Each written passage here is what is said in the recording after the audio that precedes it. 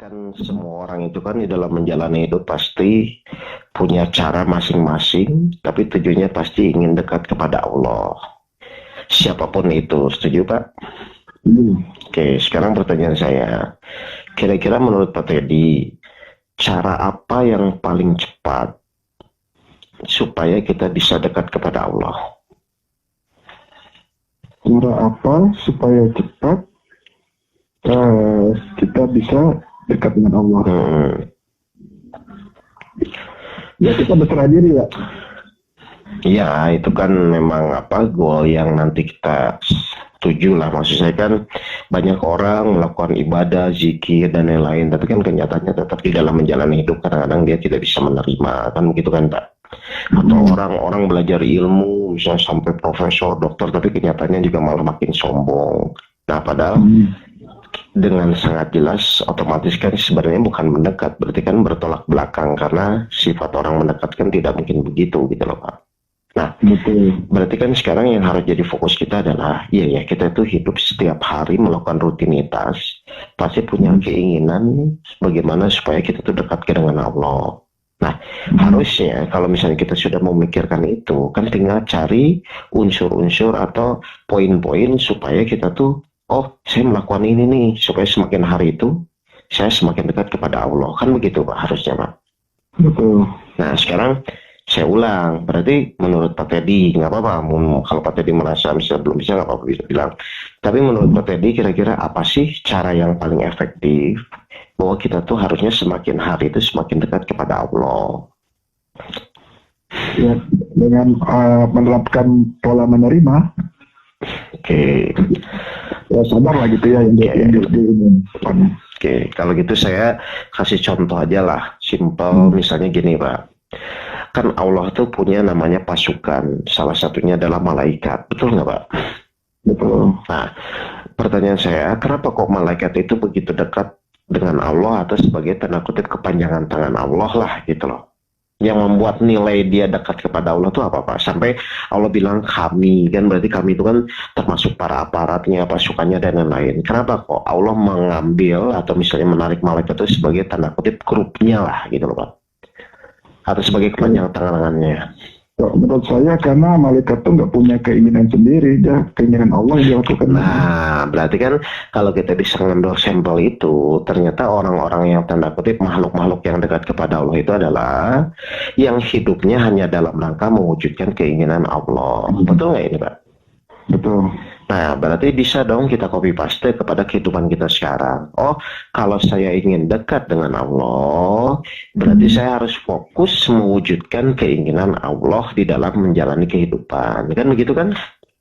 Betul. Nah, padahal manusia itu pun punya yang namanya keinginan, dan Allah pun punya yang namanya keinginan. Nah, logikanya pasti ketika manusia diberikan keinginan itu, mungkin ada yang sesuai dengan keinginan Allah, dan mungkin ada yang tidak sesuai, betul Pak? Betul. Tapi kan goalnya harusnya adalah ketika kita hidup itu kita sadar kenapa Allah memerintahkan kita untuk mengabdi kepada Allah. Ternyata tujuan Allah itu supaya manusia pun sama, hidup itu hanya dalam rangka mewujudkan keinginan Allah. Berarti caranya adalah kita harus mau mengalahkan keinginan kita ketika misalnya keinginan kita tidak sesuai dengan keinginan Allah. Betul. Nah, makanya Allah buatlah kejadian-kejadian kehidupan yang kadang-kadang mungkin tidak sesuai dengan keinginan kita. Supaya apa? Supaya Allah tuh tahu benar nggak nih yang namanya manusia itu mengikuti keinginanku, meskipun misalnya tidak sesuai dengan keinginannya. Makanya goalnya, finalnya dari yang Allah inginin kepada kita adalah sampai pada titik nafsu yang dirahmati, kan begitu Pak tadi. Betul. Sedangkan nafsu yang dirahmati itu kan nafsu yang menyesuaikan dengan keinginan Allah. Berarti keinginan kita dengan keinginan Allah itu sudah tanda kutip sesuai, makanya Allah ridhoi. Nah, jadi langkah yang harus kita sadari bersama adalah, oh, kalau kita ingin dekat kepada Allah, berarti fokus yang harus kita lakukan adalah bagaimana secepatnya kita itu selalu menyesuaikan dengan keinginan Allah. Kan begitu Pak? Betul. Nah, caranya bagaimana? Ya sudah, sekarang menyadari bahwa ketika misalnya keinginan kita tidak terwujud, ketika kejadian itu tidak sesuai dengan yang kita inginkan, itu tujuannya itu bukan masalah kejadian atau terwujud tidak terwujud keinginan kita. Tujuannya itu adalah manusia itu harus secepatnya menyadari, oh ini keinginan Allah, baik ya Allah saya terima, gitu loh Pak. Nah kalau, gimana? Bagaimana kalau kan keinginan manusia itu kan cenderung dipengaruhi oleh nafsunya kan? Betul? Sampai Betul. tingkatan mana nafsu manusia tadi, apakah masih awal atau sudah mutmainah, itu tercermin dari keinginannya kan Pak? Betul, betul. Nah berarti yang diolah itu keinginan kita atau nafsunya ini mengikut, mana yang lebih dulu ya? Nafsu dulu kepada resin atau keinginan Pak? Bukan, nafsu itu kan tanda kutip alat yang di dalam tubuh kita yang memunculkan keinginan, betul nggak Pak? Nafsu itu alat muncul keinginan, betul. Berarti keinginan itu timbul karena adanya nafsu gitu. Betul. Dan makanya tugas kita kan semua manusia ketika lahir nafsunya dalam kondisi anggaplah nafsu awalah atau nafsu marah kan begitu Pak. Nah sejalan beriringnya waktu Allah kan mendidik kita kan Pak, mendidik supaya progres kita adalah dari nafsu yang awalah menuju nafsu mutmainah atau nafsu yang dirahmati kan gitu kan.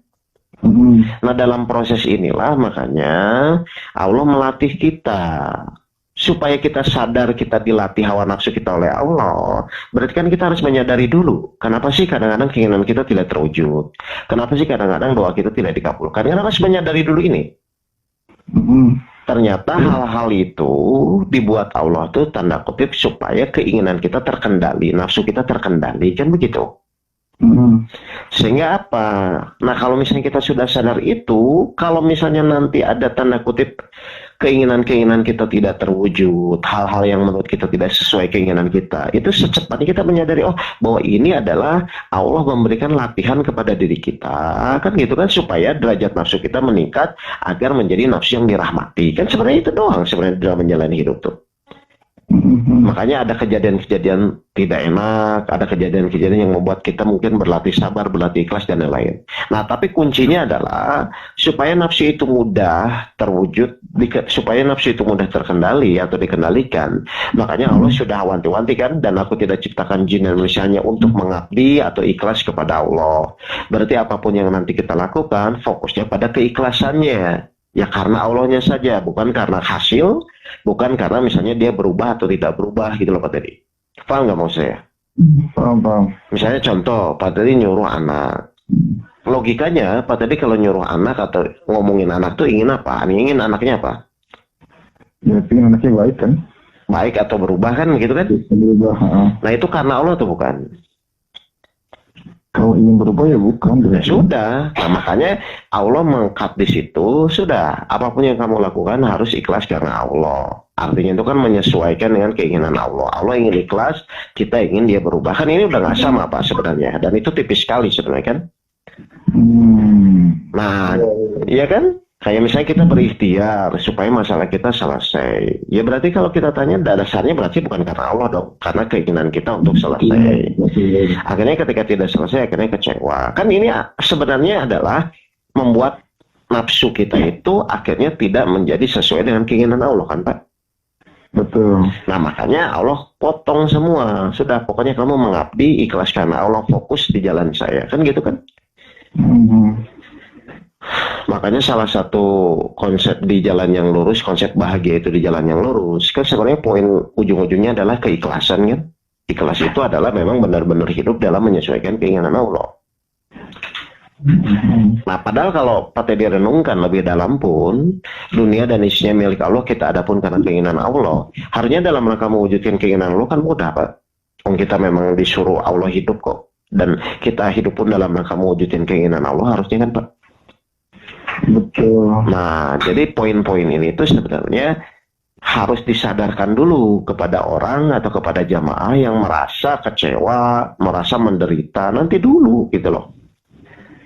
Kamu tuh hidup tuh poinnya mau kemana dan untuk siapa kamu hidup kan? Dalam rangka mewujudkan siapa? Kan itu harus dipertanyakan dulu Pak sebelum kita bicara masalah, sebelum kita bicara yang lain kan harusnya disadarkan dulu bahwa kamu hidup tuh untuk siapa gitu loh Pak. Nah, kendala kita bisa ikhlas dengan apa, dengan baik atau dengan benar itu tentu dipengaruhi juga oleh kualitas nafsu kita dong Pak ya. Lah betul, dan itu makanya kan bertingkat Pak. Kan Allah memberikan ujian keikhlasan itu kan bertingkat, nggak langsung prok langsung jadi pada level tinggi kan enggak. Nah, dari tingkatan-tingkatan inilah kita jangan sampai tanda kutip gagal. Supaya tidak gagal, terus menguruskan niat bahwa memang ya sudah saya hanya karena Allah saja. Berikhtiar, selesai tidak selesai, berhasil tidak berhasil, ya karena Allah saja gitu loh. Dan itu kan sebenarnya ada jaminan dari Allah. Kalau kamu ikhlas, kalau benar-benar hanya karena Allah dan benar-benar taat, kan sebenarnya untuk masalah-masalah tanda kutip, masalah jalan keluar dan lain-lain kan itu Allah sudah jamin sebenarnya gitu loh. Betul. Oke, paham ya Pak ya? Sama. Jadi langkah yang pertama yang harus disadarkan adalah ternyata kalau kita ingin cepat dekat kepada Allah tuh poinnya ada dua hal. Satu, kita harus mau, ya bukan harus mau tidak mau ya, mau tidak mau harus menyesuaikan dengan keinginan Allah supaya ya menjelaskan. Supaya yang kedua, supaya mudah, maka kita harus fokus ikhlas melakukan hanya karena Allah saja, bukan karena yang lain gitu Pak. Oke, jelas tadi? Jelas Pak. Ya udah kalau gitu. Oke, terima kasih ya Pak ya. Ya, assalamualaikum.